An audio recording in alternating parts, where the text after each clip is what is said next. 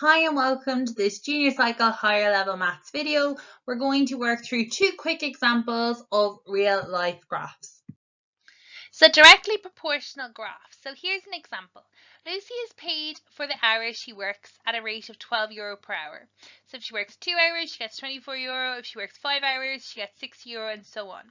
The hours worked and the pay received are said to be directly proportional. So what that means is no matter how many hours, once they go up an hour, she will go up by a constant amount. And that constant amount is €12.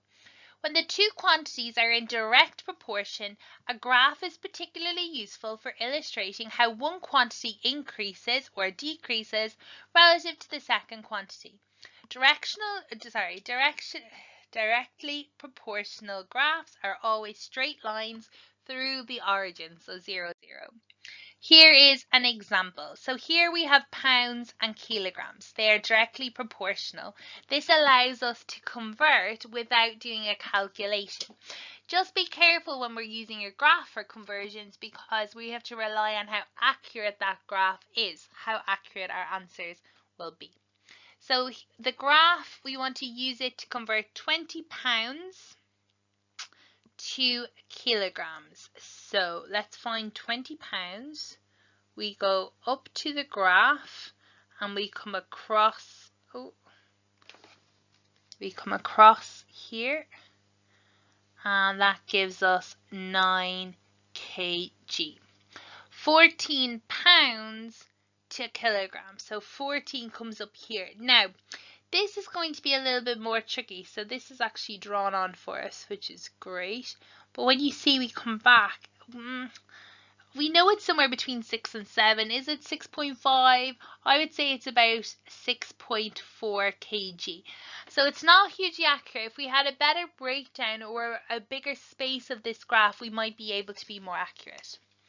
The next one is 4 kg to pounds. So we're going to come across and we're going to go down. It's not quite 9. I'm going to go about 8.8 pounds. And the last one is 7.5. So that's about 7.5 here. So again, it's hard to be accurate. And then we'll come down and it's about 16.5 pounds. So I'm going to look at some graphs here that we have linked to volume, which we did a few months ago. So when water is poured into the vessel at a steady rate, that means the same amount of water is flowing in continuously, the water will rise at a steady rate. The graph of the water's height at which time passed is shown on the right. So because we have this lovely cylinder and it is the same width the whole way around, we have this lovely proportional graph.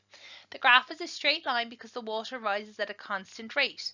The thinner the container, the steeper the graph. So obviously height goes up a lot quicker if it's a thinner glass. So think of a glass, think two glasses. One is very narrow but tall and one is much wider and shorter. They will fill with the same volume at the same time, but the height won't fill. So the one that is narrower and taller, the height will go up much quicker. So here's our 3 containers. You can see it's color coded. The height, then the rate at which that height is increasing, so how quickly the height is going up, that is basically the slope of our graph. So then what happens if we start getting some mad looking containers that are not lovely and cylindrical? So here there's a container with a bulge and we'll see these kind of curvy lines and we'll have to try and interpret that. So let's give it a go. So match these containers to the graph when they are filled with a liquid at a constant rate.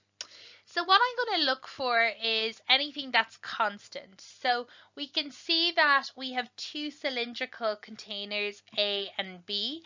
We also have 2 straight lines, 2 and 5. Now, how do we know which one's which? Well, A is a much narrower one, so this must be the graph for A here. That would leave this one for B.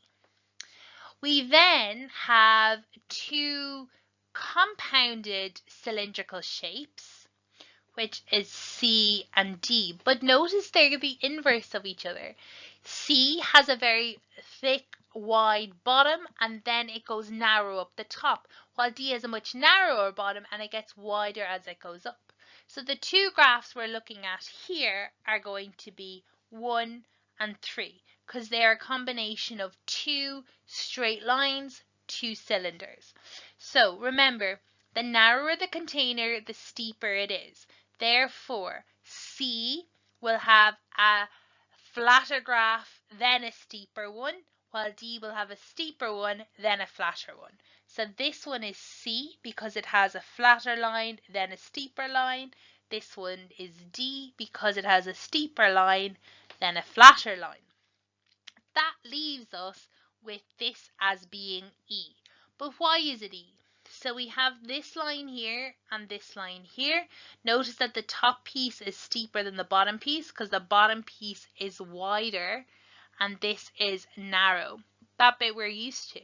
What about this middle piece? Well, that middle piece is not a cylinder. It is changing constantly. So we don't get a straight line. Instead, we get this curve. Now, I know I've exaggerated the curve, but when there's a shape and the width is not constant, we get this curve on our graph.